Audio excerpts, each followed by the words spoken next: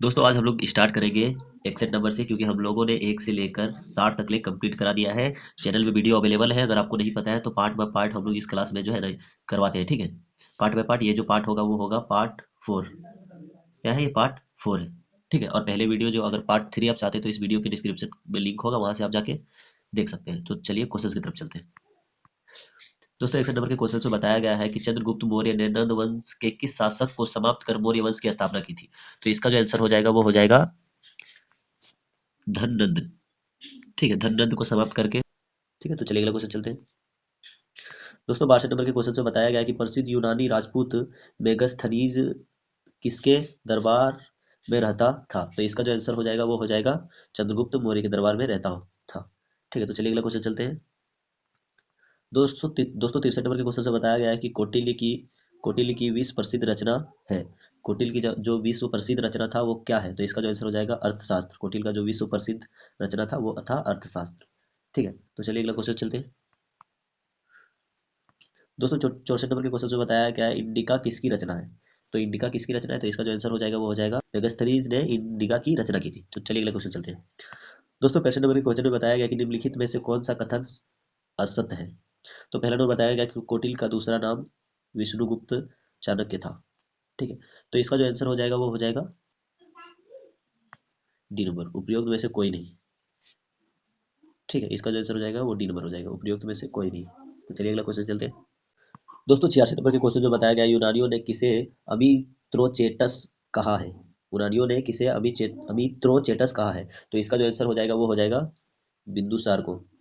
ठीक है, यूनानियों ने कहा था अमित्रोचेटस। ठीक है, तो चलिए अगला क्वेश्चन चलते हैं। दोस्तों 67 नंबर के क्वेश्चन से बताया गया कि मौर्य शासक अशोक ने कलिंग पर कब आक्रमण किया था? यानी कि कलिंग पर कब आक्रमण किया था? तो इसका जो आंसर हो जाएगा वो हो जाएगा बी नंबर, 261 ईस्वी पूर्व। ठीक है, तो चलिए अगला क्वेश्चन चलते हैं। दोस्तों 68 नंबर के क्वेश्चन से बताया गया है कि अशोक के शिलालेखों को सर्वप्रथम किसने पढ़ा?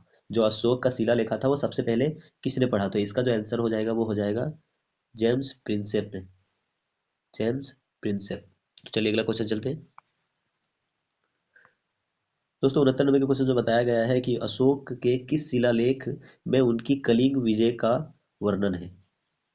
तो इसका आंसर हो जाएगा वो हो जाएगा 13वें। ठीक है, तो चलिए अगला क्वेश्चन चलते हैं। दोस्तों 70 नंबर के क्वेश्चन से बताया गया है कि निम्न में से किस लघु शिलालेख में अशोक का बुद्ध शाक्य एवं अशोक नाम मिलता है? बुद्ध शाक्य और अशोक नाम मिलता है किस शिलालेख में? तो इसका जो आंसर हो जाएगा वो हो जाएगा मास्की में। ठीक है, तो चलिए अगला क्वेश्चन चलते हैं। दोस्तों 71 नंबर के क्वेश्चन से बताया गया है कि अशोक का कौन सा अभिलेख दो भाषाओं, एक भाषा ग्रीक और दूसरा भाषा अराइमेइक में प्राप्त होता है? तो इसका जो आंसर हो जाएगा वो हो जाएगा सरेकुना। ठीक है, तो चलिए अगला क्वेश्चन चलते हैं। दोस्तों 72 नंबर के क्वेश्चन से बताया गया है कि सांची के स्तूप का निर्माण किसने कराया? सांची का स्तूप का निर्माण किसने कराया? तो इसका जो आंसर हो जाएगा वो हो जाएगा अशोक ने। ठीक है, अशोक ने ही कराया था। जैसे कि हम लोग अशोक चक्र बोलते हैं ना, त्रिमूर्ति उसको बोलते हैं, त्रिमूर्ति अशोक चक्र। तो इसका जो देन है वो अशोक का ही देन है। ठीक है, तो चलिए अगला क्वेश्चन चलते हैं। दोस्तों 73 नंबर के क्वेश्चन से बताया गया है कि मेगास्थनीज ने भारतीय समाज का वर्गीकरण कितने भागों में किया? तो इसका जो आंसर हो जाएगा वो हो जाएगा 7 भागों में किया था। मेगास्थनीज ने भारतीय समाज का वर्गीकरण 7 भागों में किया था। ठीक है, तो चलिए अगला क्वेश्चन चलते हैं। दोस्तों 74 नंबर के क्वेश्चन में बताया गया है कि किस मौर्य शासक ने धम्म का प्रतिपादन किया था? धम्म का प्रतिपादन किया था किस मौर्य शासक ने? तो इसका जो आंसर हो जाएगा वो हो जाएगा अशोक ने ही किया था। ठीक है, तो चलिए अगला क्वेश्चन चलते हैं। दोस्तों 75 नंबर के क्वेश्चन से बताया गया है कि निम्नलिखित में से कौन सा कथन असत्य है? तो इसका जो आंसर हो जाएगा वो हो जाएगा डी नंबर, उपरोक्त में से कोई नहीं। यानी कि सब जो है वो सत्य है। अशोक ने धम्म प्रचार के लिए महेंद्र एवं संघमित्रों, मतलब सभी सही है। ठीक है, तो चलिए अगला क्वेश्चन चलते हैं।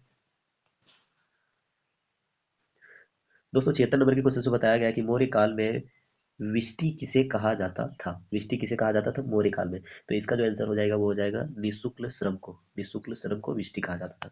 तो चलिए अगला क्वेश्चन चलते हैं। दोस्तों 77 नंबर के क्वेश्चन से बताया गया है कि निम्नलिखित में से किस शासक ने अश्वमेध यज्ञ कराया?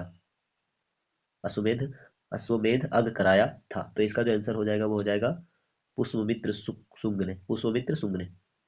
ठीक है। तो चलिए अगला क्वेश्चन चलते हैं। और दोस्तों मैं बता दूं टोटल जो क्वेश्चन है 320 है, जो बहुत इंपॉर्टेंट है। ठीक है, एक बार आप देख लीजिएगा, रोज चैनल में वीडियो अपलोड होता है। ठीक है। और ये जो क्वेश्चन है बहुत इंपॉर्टेंट, मैं आपको चैलेंज के साथ कह सकता हूँ कि इससे बाहर हिस्ट्री का क्वेश्चन एक भी नहीं आएगा। हिस्ट्री का क्वेश्चन, ओनली हिस्ट्री। ठीक है, तो हमारे चैनल में बने रहे, और चैनल में नए हैं तो चैनल को सब्सक्राइब कर लीजिएगा, वीडियो अच्छा लगे तो लाइक कर लीजिएगा। तो चलिए अगला क्वेश्चन चलते हैं। दोस्तों 78 नंबर के क्वेश्चन से बताया गया है कि प्रसिद्ध व्याकरणाचार्य पतंजलि किसके समकालीन थे। तो इसका जो आंसर हो जाएगा वो हो जाएगा पुष्पमित्र सुंग। ठीक है, पुष्पमित्र सुंग। तो चलिए अगला क्वेश्चन चलते हैं। दोस्तों 79 नंबर के क्वेश्चन से बताया गया है कि सुंग वंश का संस्थापक कौन था। सुंग वंश का संस्थापक कौन था। तो ये जो क्वेश्चन है बहुत ही इंपॉर्टेंट दोस्तों।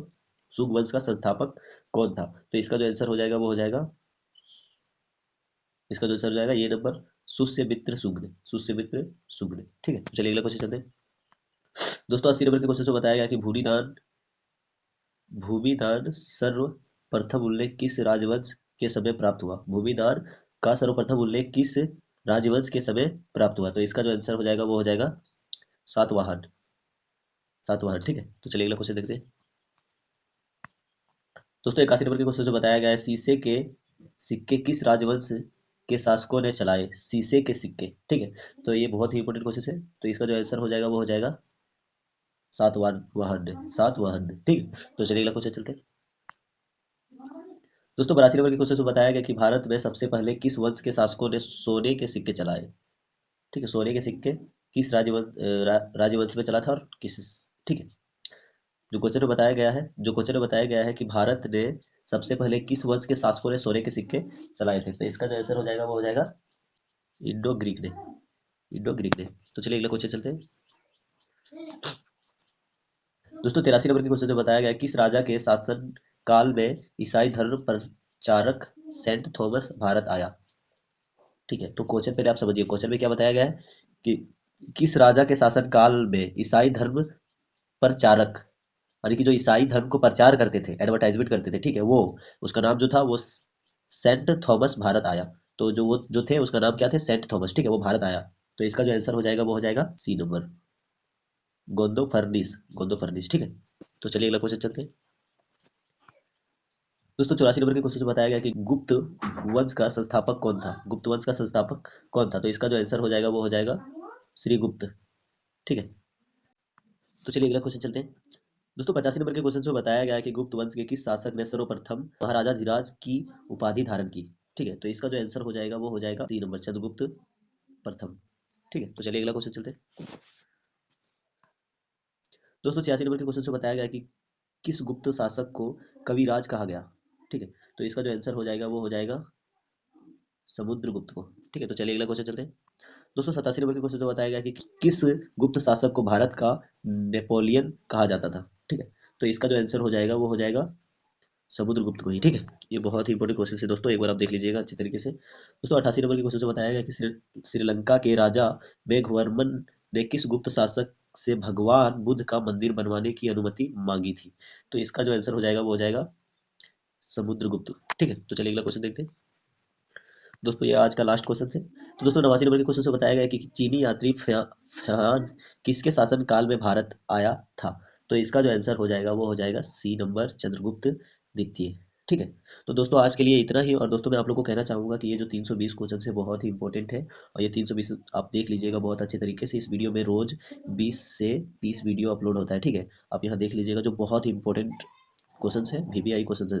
ये क्वेश्चन जो है ना एग्जाम में कितने बार पूछा गया है। और मैं बता दूं कि ये जो क्वेश्चन है वो JSSC, SSC GD, JSSC, SSC GD, army, MTS, ये सारे एग्जाम के लिए बहुत ही इंपॉर्टेंट है। ठीक है, तो हमारे चैनल में नए हैं तो चैनल को सब्सक्राइब कर लीजिएगा, वीडियो अच्छा लगे तो लाइक कर लीजिएगा और शेयर कर दीजिएगा। तो फिर मिलते हैं नेक्स्ट वीडियो में, तब तक के लिए धन्यवाद।